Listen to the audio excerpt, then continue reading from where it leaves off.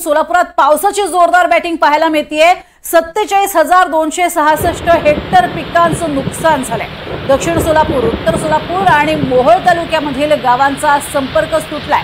सीना आणि भीमा नदीवरील 15 बंधारे हे पाण्याखाली गेलेले आहेत। आणि या संदर्भातली माहिती घेणार आहोत। आमचे प्रतिनिधी सौरभ वाघमारे आपल्या सोबत आहेत। सौरभ, काय सध्याचे अपडेट्स? प्रज्ञा, मागील काही दिवसापासून सोलापूर जिल्हाभरात जो आहे तो मुसळधार पाऊस बरसला आणि याचे जे परिणाम आहेत सोलापूर जिल्ह्यातील अनेक ओढे नाल्यांना दिसून आलेले दिसतात। कारण ओढे नाले जे आहेत ते तुडुंब भरून वाहतात आणि याच पावसामुळे जे आहेत सामान्य नागरिक असतील, ग्रामीण भागातले शेतकरी असतील, याचा फटका त्या सामान्य नागरिकांना, शेतकऱ्यांना मोठ्या प्रमाणात झालेला दिसतोय। जर दृश्यांच्या मार्फत पाहत असाल तर की अख्खे शेतकऱ्यांचे ऊसाच्या शेती जी आहे ती पाण्याखाली गेलेले शेतकऱ्यांना या पुरामुळे जो आहे तो नाहक त्रास सहन करावा लागतो। आपल्यासोबत काही शेतकरी आहेत, काय सांगाल, काय काय नुकसान झाले नेमकं? गेले 3 ते 4 दिवस झालं हे जे पाणी आहे 50,000 क्युसेकच्या वर पाणी सीना नदीला वाहत आहे।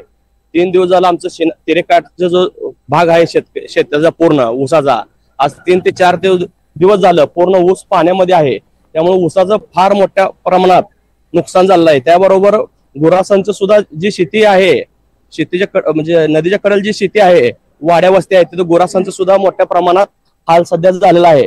तुमच्या वतीनं सरकारला आमची एकच विनंती आहे की बाबा ओला दुष्काळ म्हणून सरकारनं लवकरात लवकर जाहीर करावे।